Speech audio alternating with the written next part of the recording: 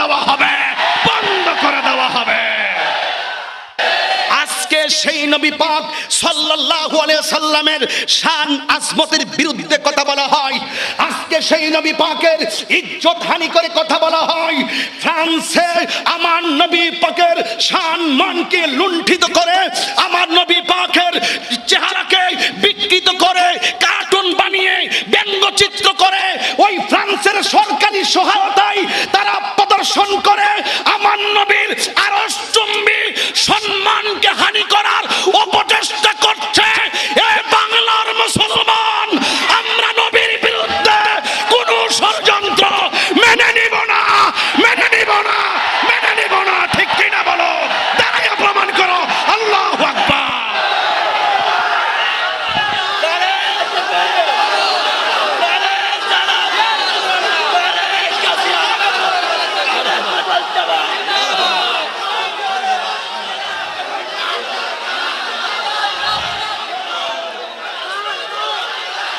শুনুন রাঙ্গুনিয়াবাসী, শুনুন আপনারা, চট্টগ্রামবাসী শুনুন, এই বিশ্বের যত রাষ্ট্র হোক, যেই কোনো জায়গা থেকে যদি লেখনীর মাধ্যমে, বক্তব্যের মাধ্যমে, ব্যঙ্গচিত্র করার মাধ্যমে নবীর বিরুদ্ধে যেই অবমাননাকার উক্তি ফ্রান্সে করা হয়েছে, বাংলার মুসলিম জনতা, ঈমানি জনতা, আপনাদের কাছে একটা মাত্রই দাবি, ফ্রান্সের সকল পণ্য বয়কট করতে হবে, বয়কট করতে হবে।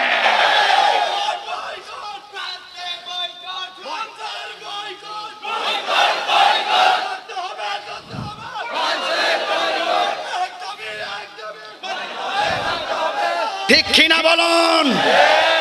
আমি বোঝাতে চেয়েছিলাম কোন নবীর বিরুদ্ধে তারা আঙ্গুল তুলে কথা বলে। যে ইসলাম ধর্ম হিন্দুকে সম্মান দিয়েছে, ইসলাম ধর্ম খ্রিস্টানকে সম্মান দিয়েছে, ইহুদিকে সম্মান দিয়েছে, আমার জান, আমার প্রাণের অস্তিত্বের উপরে কোন সত্যতায়, কোন বলয়ের কারণে ব্যঙ্গচিত্র করা হয়। রাঙ্গুনিয়ার মানুষ ঐক্যবদ্ধ হয়ে যাও, প্রয়োজনে ফ্রান্সের দূতাবাস বন্ধ করে দেওয়া হবে, বন্ধ করে দেওয়া হবে।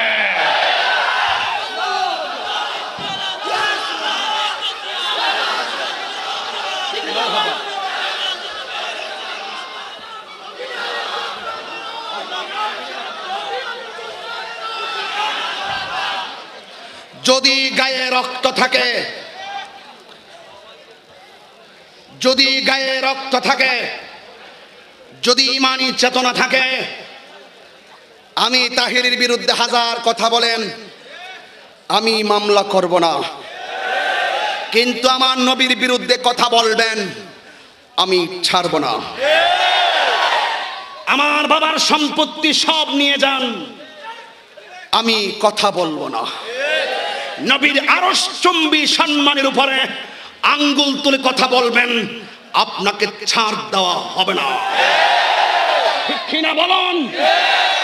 এই জন্য বলতে চাই, আমার নবী এসে সকল ধর্মের মানুষকে সম্মান দিয়েছে। ইসলাম ধর্মই একমাত্র ধর্ম যেই ধর্মে মন্দির ভেঙ্গে মসজিদ করার অনুমোদন দেয় না। ঠিক কিনা বলুন? এই জন্য আমার বাংলাদেশের সাম্প্রদায়িক সম্প্রীতি এবং বিশ্বের যত সাম্প্রদায়িক সম্প্রীতি আছে, এই হিন্দু, খ্রিস্টান, বৌদ্ধ, নাসারাদের সাম্প্রদায়িক সম্প্রীতিকে বিনষ্ট করার জন্য এক ধরনের হীন ষড়যন্ত্র চলছে। ওই সমস্ত হীন ষড়যন্ত্রের দাঁত ভাঙা জবাব দেওয়ার জন্য প্রয়োজনে রক্ত দিব, প্রয়োজনে জীবন দিব, প্রয়োজনে আরেকটি ঈমানি যুদ্ধ হবে, যুদ্ধ হবে।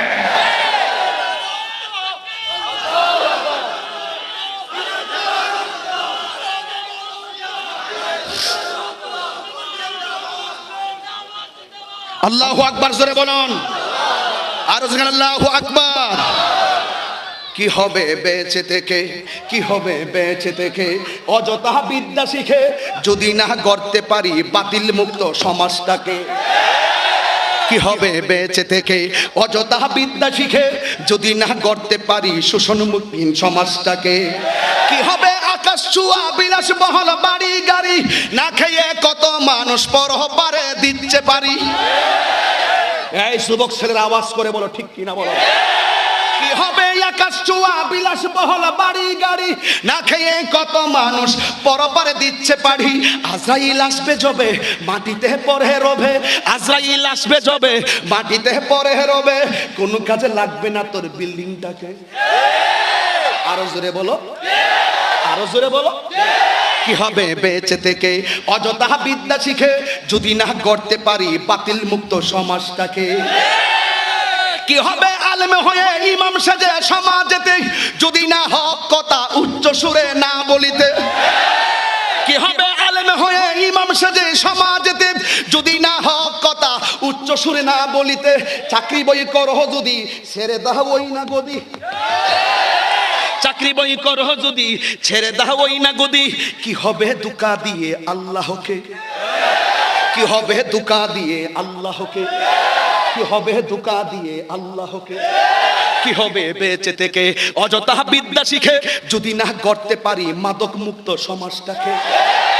কি হবে বেঁচে থেকে অযথা বিদ্যা শিখে যদি না গড়তে পারি সুদ মুক্ত সমাজটাকে। যদি না গড়তে পারি ঘুষ মুক্ত সমাজটাকে, যদি না গড়তে পারি বাতিল মুক্ত সমাজটাকে। ঠিক কিনা বলো। এই এলাকায় সুদখোর আছে না নাই? আমার সমাজে সুদখোর আছে না নাই? আমার দেশের বহুত সুদখোর মসজিদের সভাপতি, অনেক সুদখোর মসজিদের সভাপতি আপনাদের এলাকায় ন কেউ বাজি আসেনি? আই সান খাই মলাই খাই, আই সান খাই মালাই খাই। যদি থাকলে দিতে পারো, না থাকলে দরকার নাই।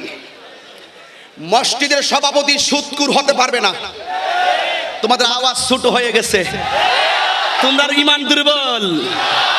সুদ হারাম না হালাল? মসজিদের সভাপতি হবে দাড়িওয়ালা, টুপিওয়ালা, 5 ওয়াক্ত নামাজিওয়ালা, সত্যবাদী। তার ঘরে যদি টাকা নাও থাকে সেই হবে সভাপতি। আরেক বেটার বাড়ি 10 তলা বিল্ডিং কিন্তু সুদ খায়। আবার ঢাকায় 5টা বাড়ি কিন্তু সুদ খায়। আমার মসজিদে টাইলস দিব, ফ্যান দিব, উপরের তালাটা করে দিবে। আমি সমাজের মানুষ, তার প্রেমে পড়ে গিয়ে তাকে সভাপতি বানিয়ে দিয়েছি। তুইও বাটপার, হেইডও বাটপার।